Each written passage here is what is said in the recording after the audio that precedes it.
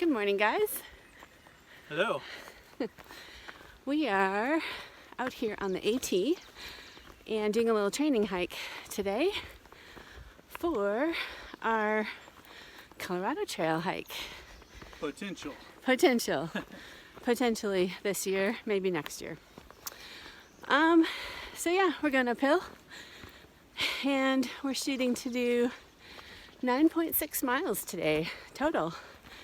Going to Seiler Bald, and looks like it'll be a beautiful day and we'll probably get some killer views. Anything you want to add? No, I guess there is.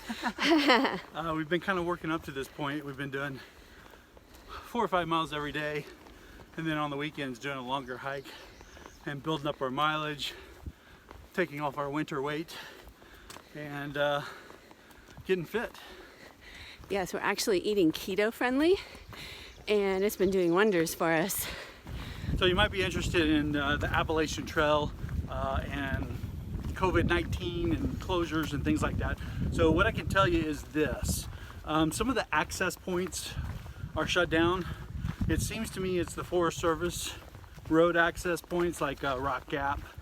We parked at Winding Stair Gap this morning. There were no signs, no indications that the parking lot was closed or the access point or the trail was closed.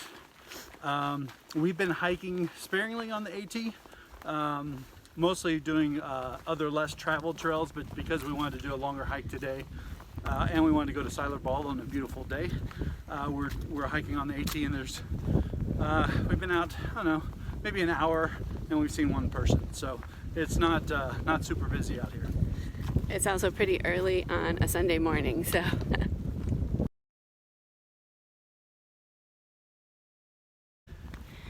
So the Colorado Trail is a trail that's approximately 500 miles long, and it goes from Denver to Durango. Most people hike it southbound.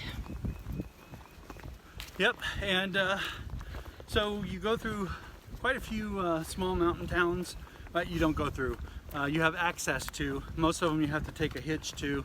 Some of them, like Breckenridge or Frisco, have a bus system that you can get to town on. But mostly you're in the Rockies just enjoying solitude.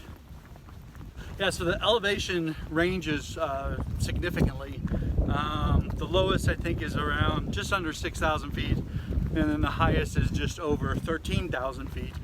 And you have access to multiple 14,000 footers from side trails. So we plan on doing a couple of those, or at least one of those. At least one.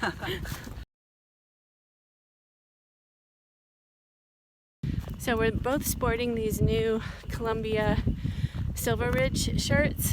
Well, Greg had his for the Camino. I just got mine.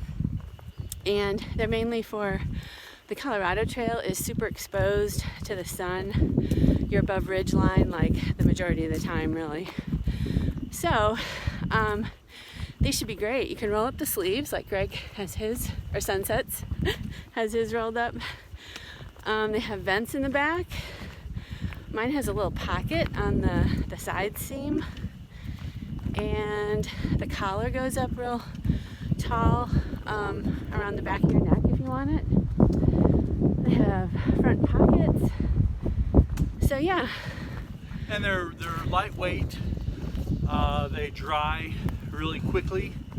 And like Chica said, the Camino was quite exposed, and as you may or may not know, I do horribly in sunny conditions. Horribly. And this protected my arms, kept me cool, cooler, and did well. I loved it. Someone asked us about our hostel the other day and how we were doing. The hostel is very sad. It doesn't have any hikers in it. It's very lonely these days. And so are we. We so miss the hikers. We had a blast the 5 weeks we were open this year before we had to shut our doors. Go ahead. But we are turning a bad situation into a good situation. Yes. We've been focusing on training and hiking and getting in shape for the Colorado Trail, which has been great because we have a stay at home here, but we're still able to get out and go hiking as long as we keep our distance. So we've been getting to hike on some of the trails that are near us and getting to know them a little bit better. We've done some drives too to some of the gaps just to kind of see where things are.